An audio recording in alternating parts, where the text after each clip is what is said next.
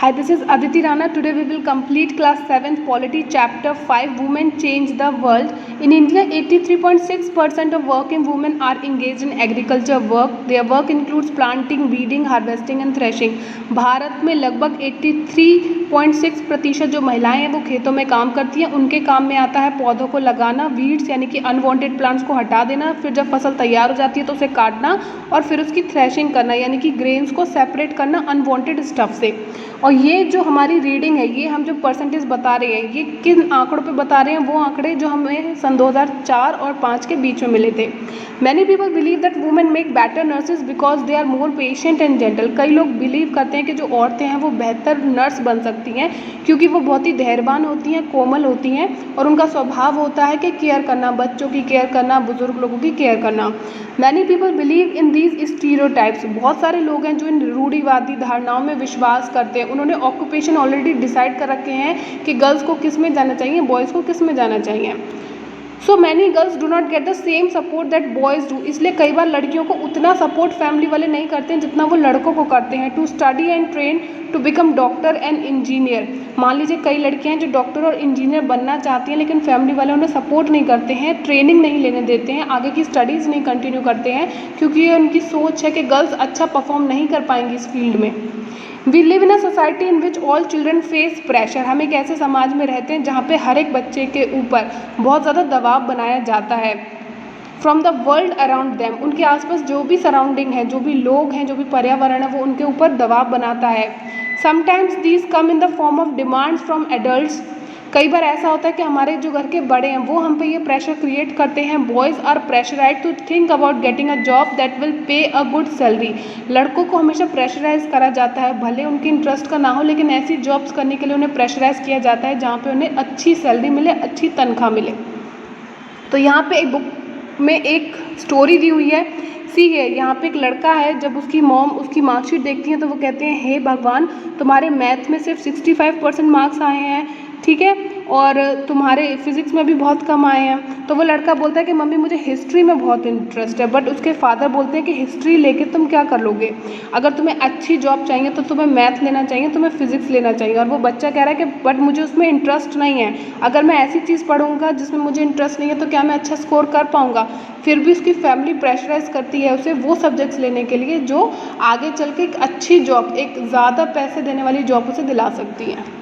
In the past the skill of reading and writing was known only to a few. अतीत में लिखना और पढ़ना बहुत ही कम लोग जानते थे.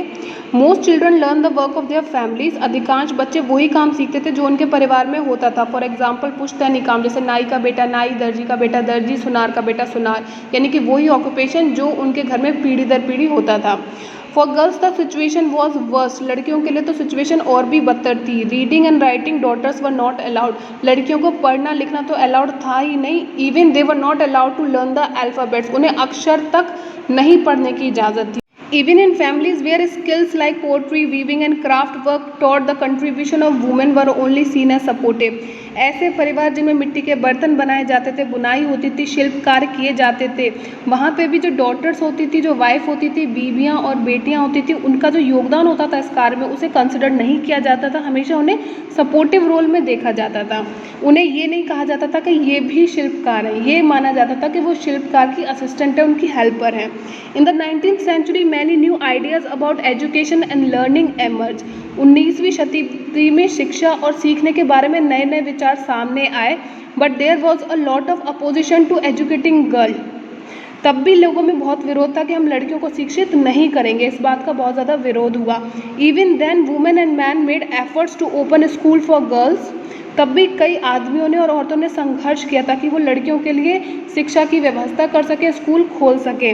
Women struggle to learn and read and write. औरतों ने बहुत ज़्यादा संघर्ष किया ताकि उन्हें ये अधिकार मिले कि वो पढ़ाई कर सकें. Ramabai cause of women education. She never went to school but learned to read and write from her parents. Ramabai जो थी वो कारण बनी महिलाओं की शिक्षा का. वह कभी स्कूल तो नहीं गई लेकिन उन्होंने पढ़ना लिखना सीखा अपने माता पिता से. She was given the title Pandita because she could read and right Sanskrit, उन्हें पंडिता की उपाधि दी गई क्योंकि वो संस्कृत को पढ़ सकती थी और लिख सकती थी। A remarkable achievement as women then were not allowed such knowledge, उस समय के लिए ये बहुत बड़ी बात थी कि ये संस्कृत को पढ़ भी सकती है और लिख भी सकती है, क्योंकि उस समय तो किसी औरत को अल्फ़ाबेट्स तक पढ़ने की इजाज़त नहीं थी। She went on to set up a mission in Kedgaon near Pune in 1898। इन्होंने 1898 में पुणे के पास खेड़गांव में एक मिशन की स्थापना की। Where widows and poor women were encourage not only to become literate but to be independent. यहाँ पे विधवाओं और गरीब महिलाओं को ना तो केवल पढ़ाया ही जाता था, उसके लिए प्रोत्साहित किया जाता था, बल्कि उन्हें काम करना भी सिखाया जाता था। तो यहाँ पे आपको इमेज दिखाई दे रही है प्रिंटिंग प्रेस की, और यहाँ पे आपको इमेज दिखाई दे रही होगी रमाबाई की। They were taught a variety of skills from carpentry to running a printing press, skills that are not usually taught to girls even today। उन्हें छोटे से काम से लेकर बड़ा तक काम यानी कि कारपेंट्री उन्हें सिखाया जाता था कि बढ़ईगिरी कैसे करते हैं, ये कौशल सिखाए जाते थे, और बड़े कौशल भी सिखाए जाते थे, जैसे प्रिंटिंग प्रेस में काम किस तरीके से किया जाता है, वो कौशल उन्हें उस समय सिखाए जाते थे 1898 में। जबकि आज के टाइम में भी गर्ल्स को नहीं माना जाता कि आप प्रिंटिंग प्रेस में काम करें, ठीक है, बढ़ई का काम करें। तो आज के टाइम में भी जो लड़कियों के लिए मुश्किल है, उस समय उन्होंने करके दिखाया। Next is Raj Sundari Devi. She was born in West Bengal. इनका जन्म पश्चिम बंगाल में हुआ था। At the age of 60 she wrote her autobiography in Bangla. इन्होंने 60 की उम्र में अपनी ऑटोबायोग्राफी लिखी, अपनी जीवनी लिखी बांग्ला भाषा में, जिसका नाम था अमर जीवन। तो यहाँ पे आपको बुक की इमेज दी हुई है। हर book title Amar Jiban is the first known autobiography written by an Indian women. इन्होंने ये जो किताब लिखी है, ये पहली ऑटोबायोग्राफी है, पहली जीवनी है जो किसी भारतीय महिला ने लिखी है, क्योंकि इससे पहले भारतीय महिलाओं को पढ़ने लिखने की आज़ादी नहीं थी। Raj Sundari Devi was a housewife from a rich landlord family. Raj Sundari Devi एक गृहिणी थी और एक अमीर जमींदार परिवार से बिलोंग करती थी, उनकी वाइफ थी। At that time it was believed that if a woman learned to read and write, she would bring bad luck to her husband and become a widow। उस समय ये माना जाता था कि अगर कोई महिला पढ़ना लिखना सीख जाती है तो वो अपने पति के लिए दुर्भाग्य का कारण बनेगी और जल्दी विधवा हो जाएगी। इस तरह की लोगों की थिंकिंग थी, लेकिन despite this she taught herself how to read and write in secret well after her marriage. इसके बावजूद उन्होंने शादी के बाद खुद को गुप्त तरीके से पढ़ना लिखना सिखाया। Next is Rokeya Sakhawat Hossain. She was born into a rich family who owned a lot of land. ये एक अमीर घर से बिलोंग करती थी, अमीर परिवार में इनका जन्म हुआ था और इनके पास बहुत ज़्यादा ज़मीन जायदाद थी। तो she know how to read write Urdu. She was stopped from learning Bangla and English. इनके माँ बाप ने इन्हें उर्दू लिखना और पढ़ना सिखाया था, लेकिन इन्हें बांग्ला और इंग्लिश नहीं सिखाया गया था। In those days, English was seen as a language that would expose girls to new ideas which people thought were not correct for them। उन दिनों अंग्रेजी को एक ऐसी भाषा के रूप में देखा जाता था जो लड़कियों के विचार बड़े कर देंगी, उन्हें बिगाड़ देंगी, इसलिए उन्हें इंग्लिश नहीं सिखाया जाता था। Rokeya learn to write and read Bangla and English with the support of her elder brother and elder sister. लेकिन फिर भी रुकैया ने अपने बड़े भाई और अपने बड़ी बहन की मदद से, हेल्प से क्या किया, बांग्ला भी सीखी और इंग्लिश भी सीखी, उन्हें लिखना सीखा और उन्हें पढ़ना भी सीखा। She went on to become a writer. वे आगे चलकर लेखिका बनी। She wrote a remarkable story title Sultana's dream in 1905। फिर उन्होंने 1905 में सुल्ताना का सपना नामक एक उल्लेखनीय किताब लिखी थी। यहाँ पे आपको उस बुक की इमेज दिखाई दी है, सुल्तानाज ड्रीम, रुकैया शेखावत हुसैन, इन्होंने ये बुक लिखी है। See this story imagine a women called Sultana who reaches a place called lady land, a place where women had the freedom to study, work and create invention and fly air cars. तो ये एक ऐसी कहानी है, एक ऐसी imaginative कहानी है जिसमें एक औरत है जिसका नाम है सुल्ताना। वो एक ऐसी जगह पे पहुंच जाती है जिस जगह का नाम है लेडी लैंड। ठीक है, ये ऐसी जगह है जहाँ पे औरतों को आज़ादी है कि वो पढ़ सकती हैं, अपनी मर्ज़ी का काम कर सकती हैं, बड़ी बड़ी इन्वेंशन कर सकती हैं, यहाँ तक कि कार चला सकती हैं, फ्लाइट्स चला सकती हैं। तो वही आपको दिखाई दे रहा है कि यहाँ पे एक लेडी है जो कार चला रही है, ठीक है, और यहाँ पे वो फ्लाई भी कर रही है। तो 1905 में, यानी कि जिस टाइम रियल लाइफ में हम लोगों ने गर्ल्स ने कार ड्राइव कभी नहीं करी थी, कभी एयरक्राफ्ट नहीं चलाया था, उस समय उन्होंने ये इमेजिन किया, तो ये बहुत बड़ी बात है।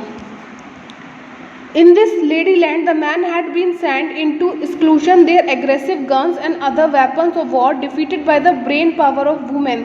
इस लेडीलैंड में पुरुषों को भेजा गया ताकि वो आक्रमण करें, उनके पास बंदूकें थी और बाकी हथियार थे, लेकिन जो स्त्रियां थी उन्होंने अपनी बुद्धि की शक्ति से उन्हें पराजित कर दिया और वो युद्ध जीत गई। यानी कि लेडीलैंड एक ऐसी जगह थी इमेजिनेटिव जहाँ पे औरतों को सब कुछ करने का फ्रीडम था।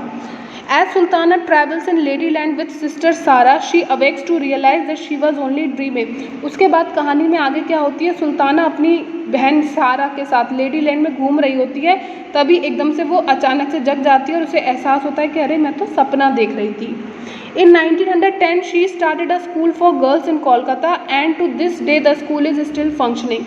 इन्होंने 1910 में कोलकाता में लड़कियों के लिए एक स्कूल खोला था जो आज भी चल रहा है।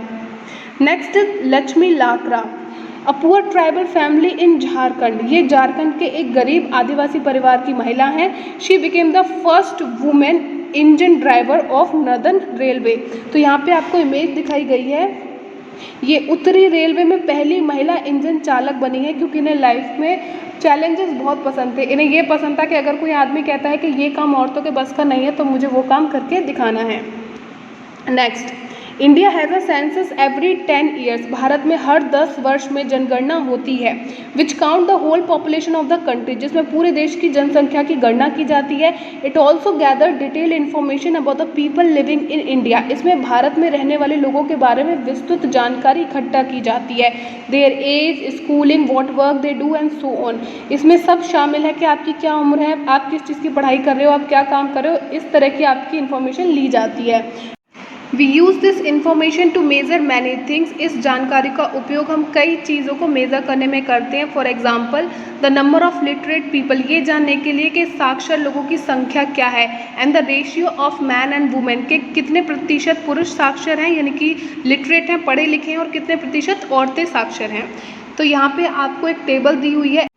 तो 1961 में जब हमने किया थी जनगणना तो हमें पता पड़ा 40% बॉयज़ हैं वो पढ़े लिखे हैं और 15% गर्ल्स हैं। तो देखिए 40 का हाफ भी 20% होता है, यानी कि उस समय बहुत ही कम औरतों को पढ़ाया लिखाया जाता था, बहुत कम लोगों की फैमिली अलाउड करती थी। पर जब हमने 2011 में देखा, जब 2011 की गणना को देखा तो देखा कि 82% बॉयज़ लिटरेट थे और 65% गर्ल्स लिटरेट थी। यानी कि अब लोगों में जागरूकता धीरे धीरे आ रही है, रेशियो बेटर होता जा रहा है, लेकिन फिर भी कहीं ना कहीं थोड़ी कमी है, अभी भी इम्प्रूवमेंट की गुंजाइश है। Next, the 2011 census also found that girls who are from Dalit and Adivasi background are less likely to remain in school. Muslim girls are less likely to remain in school.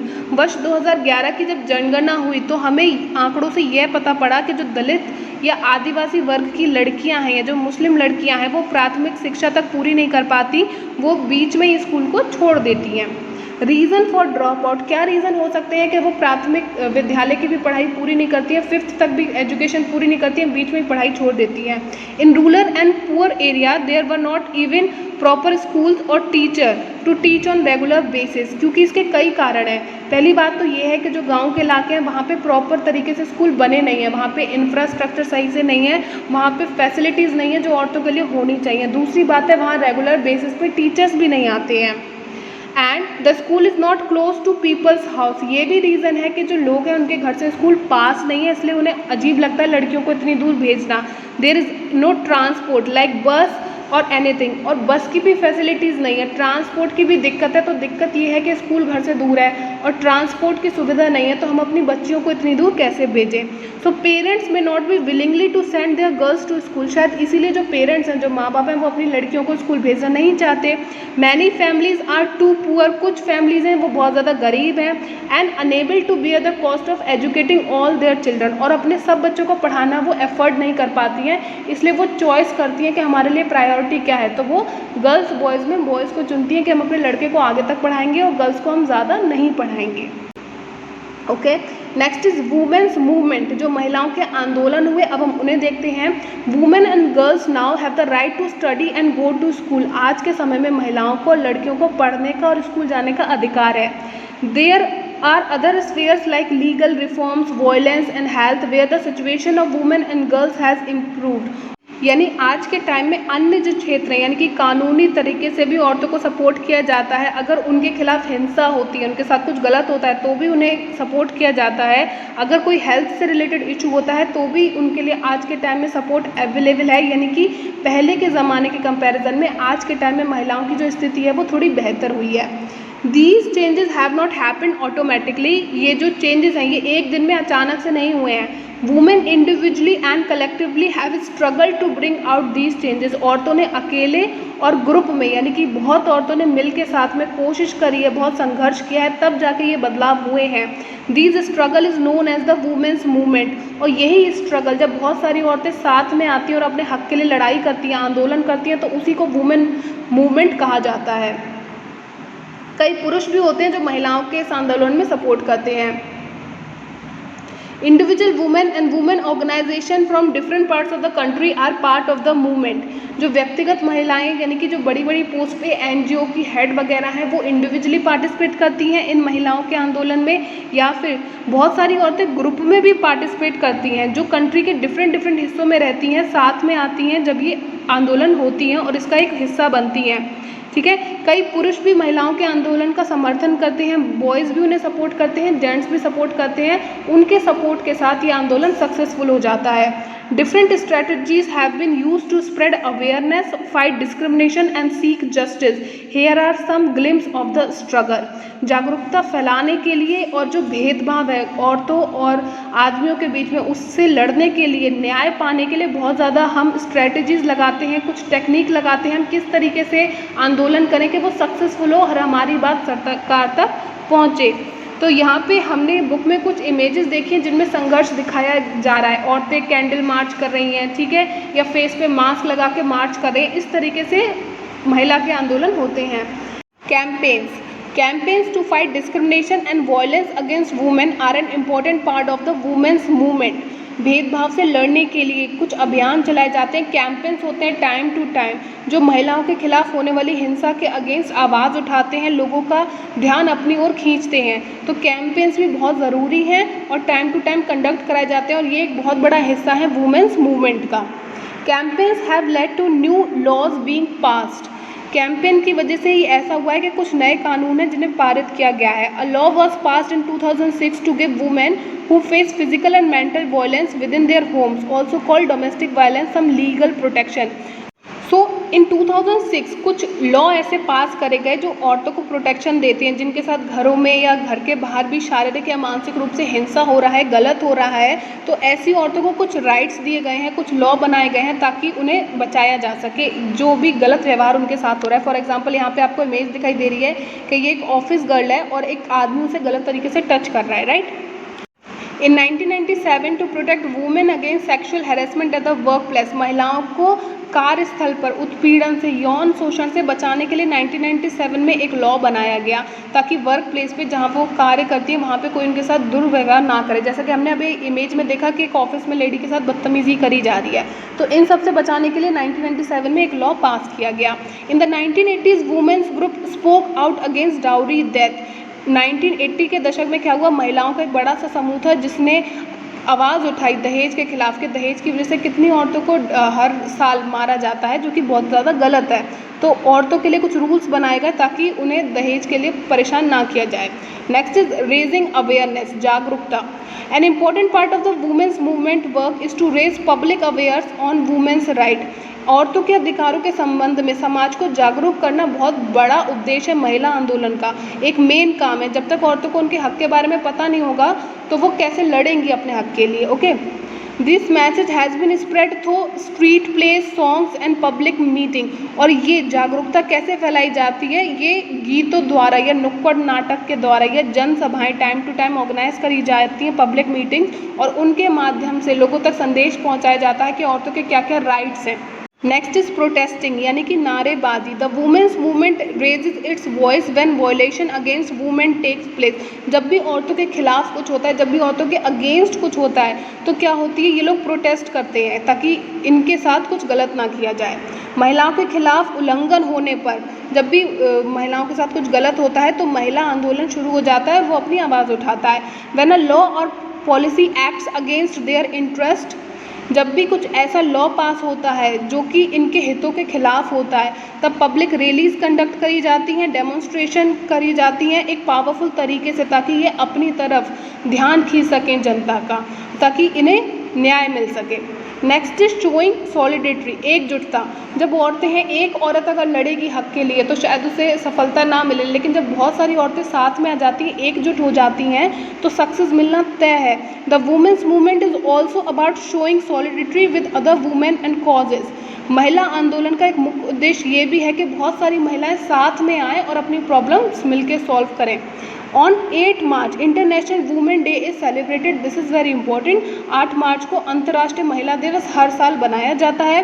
Women's are holding up candles to demonstrate the solidarity between the people of India and Pakistan. Bharat और पाकिस्तान के लोगों के बीच एकजुटता को प्रदर्शित करने के लिए बहुत सारी औरतें हाथों में मोमबत्तियां पकड़े हुई हैं, जैसा कि इस फोटो में दिखाया गया है।